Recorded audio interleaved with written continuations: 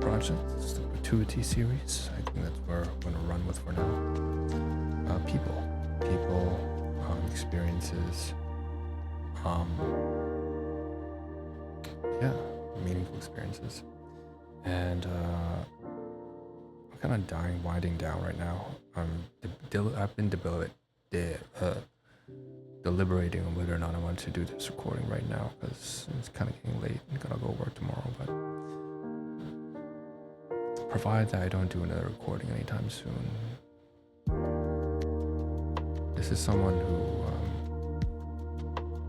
I hold really dear to me, or I had a really good time. It's like one of my I've had the great opportunity to meet a lot of people over the years.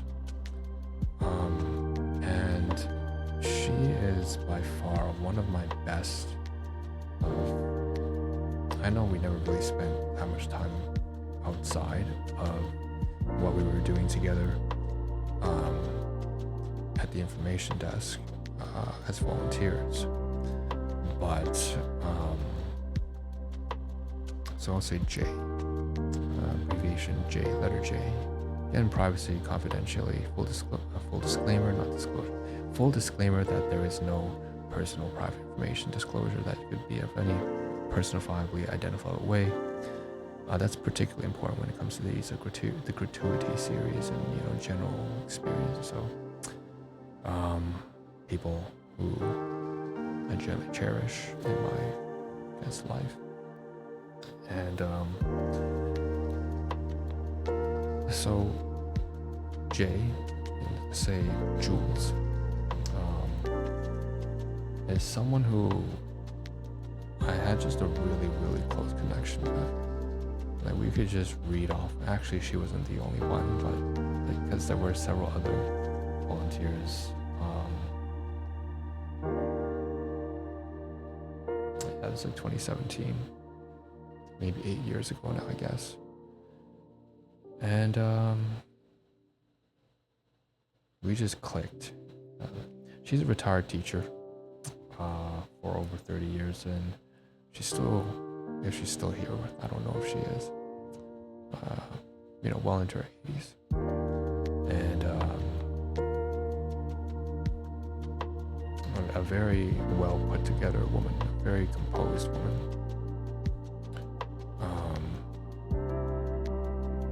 Seen a lot, had a great wit, knew how to set boundaries, knew how to be charitable, had the best conversations with her. So many conversations. It's almost like if you could have a recording I would love to revisit the conversations. I haven't found anyone to this date that has her kind of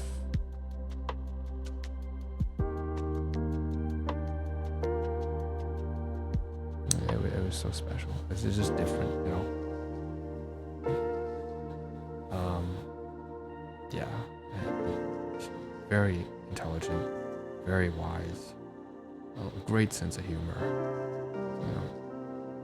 very composed, again, like I said.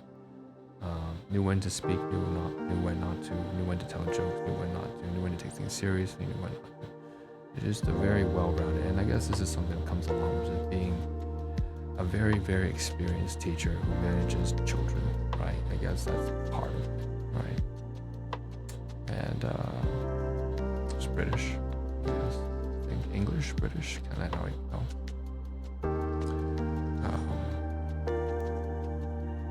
Yeah. Honestly, I don't really know what I was starting this recording, what I would say, other than the fact that I really, really valued my time that I spent with her in the information desk. And, people will come by asking for the parking, where's the parking, where you can get the tickets printed out, where to see their family members, phone on the side over there, just dial, 1123, whatever, to get connected with the operator, to find their family members, other patients coming in just looking for directions, path, wayfinding, sometimes getting delegated to the emergency or ER, sometimes to patient registration, sometimes to orthopedic, And then just coming back and telling stories with her, and then just, you know, she always have a newspaper out, and we'd be, you know, commentating on life, on the current events at the time, sports, politics, finance, you know, news, crime, whatever it was.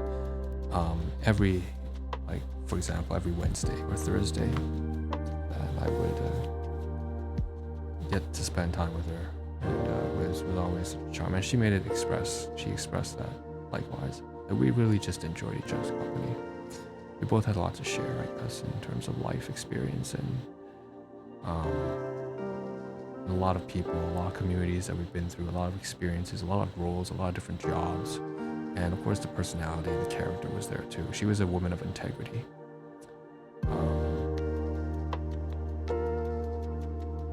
Just a really fine person.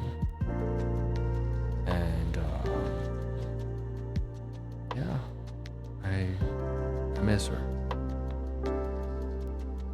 I miss her very much. I don't know where she is. And, you know, we also did these things. It was like for a monthly book sale with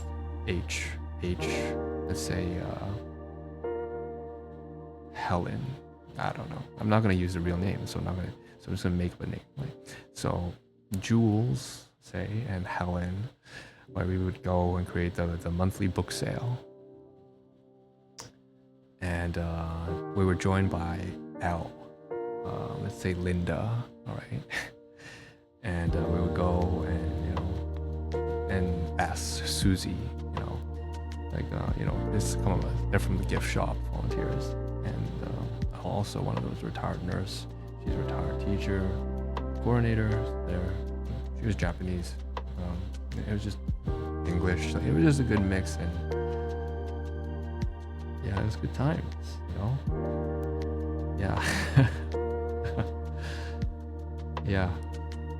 And Jules would bring, it's not a real name, but she would once in a while ask me, you know, if there were any books there that were worth taking a look at. And she would go once in a while. She had a little bit of a walking issue, right? Because, you know, at that age, like 80 something, it's difficult for her to get by. And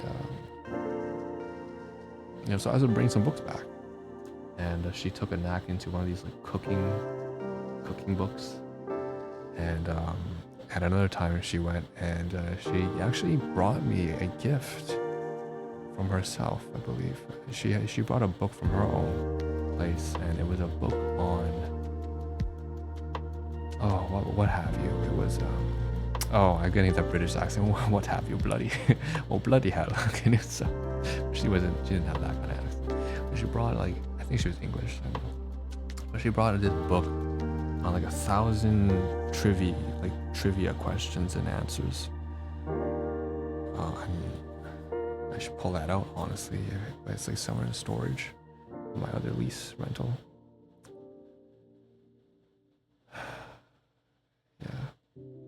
So, in tribute to Jules, it's not a real name, but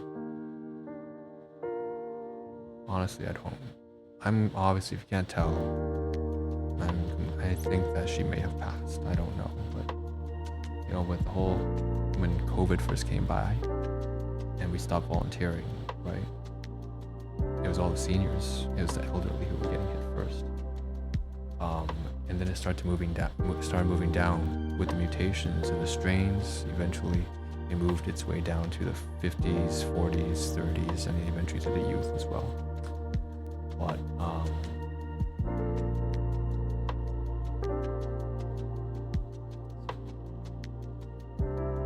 yeah, I don't know if she's still here.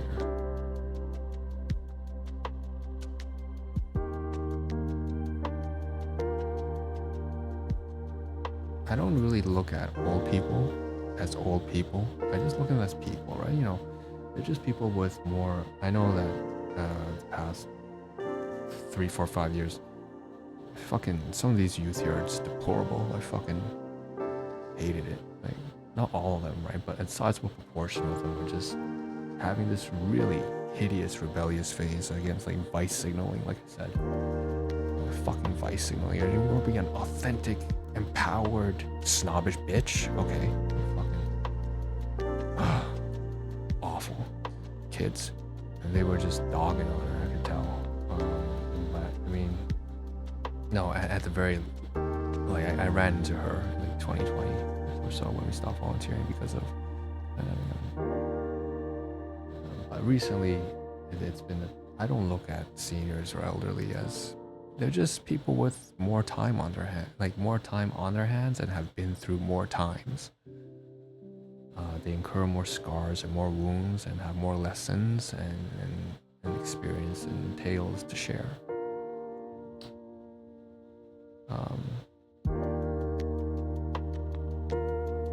So I always looked at her as her and in her prime, right? I look at people in their prime, even look at kids. That's the reason why a lot of people don't really quite grasp sometimes when I interact with kids. I'm trying to endorse the best of them, which means they're eventually going to be an adult one day, right? And be able to, they're going to be like a full-grown, independent person, taking care of themselves and their loved ones, right? I know they're not there yet, but yeah.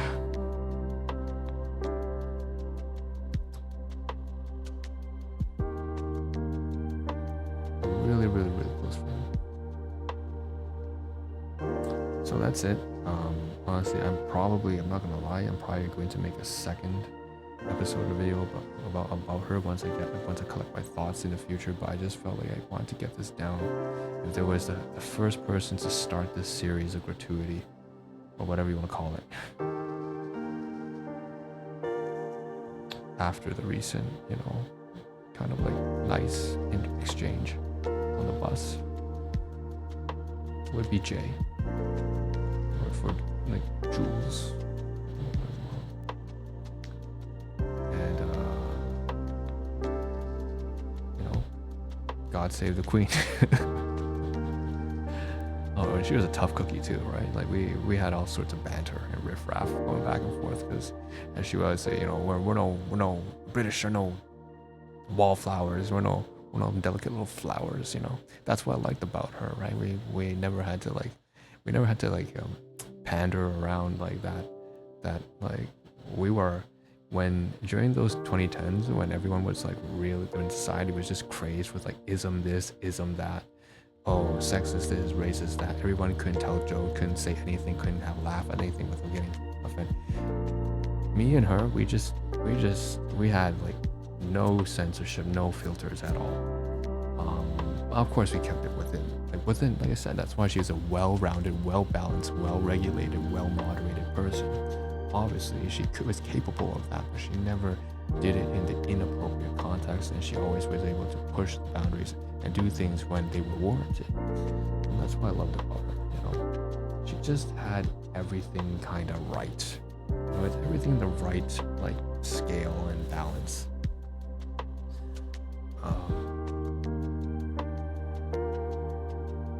Just good times. I was so glad that I could just be blunt with her and honest with her, and she could be blunt and honest with me, and through that also share so much information, experiences, and stories. The stories that we had for each other.